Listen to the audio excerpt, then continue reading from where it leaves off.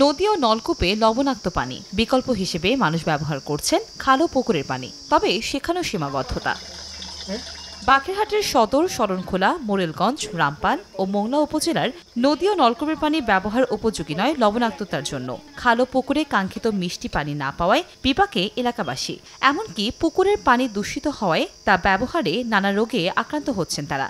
সুপেয় পানি সংরক্ষণের জন্য বেশি করে পুকুর খনন ও পানির ট্যাঙ্কি স্থাপনের জন্য সরকারের কাছে দাবি জানান উপকূলের বাসিন্দারা। নদীর পানি এখন লবণ, এই পানি দিয়ে আর যদি পাক করি বা আমরা খাই তো অনেক সময় দেখা যায় ডায়রিয়া হয়। পুষ্কুনির পানি নিয়ে ফিটকারি দিয়ে আমরা খাই। অনেক সময় ফিট করে থাকে না, যে যখন তখন যে পানি নিয়ে তখন তখন খাওয়া লাগে। অনেক দূর আনতে আমাদের কষ্ট হয়, কেটে ঘাও হয়ে যায় পানি টানতে টানতে। লবণাক্ত এলাকার মানুষের সুপেয় পানির চাহিদা মেটাতে নানা পরিকল্পনার কথা জানায় জনস্বাস্থ্য বিভাগ। আর এলাকাবাসী জায়গা দিলে নতুন পুকুর খননের আশ্বাস উপজেলা প্রশাসনের।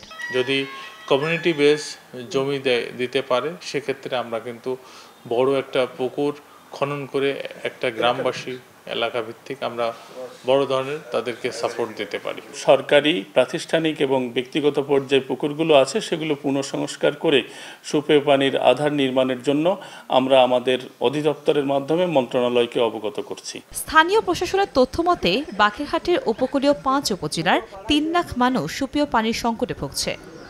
সময় সংবাদ, বাগেরহাট।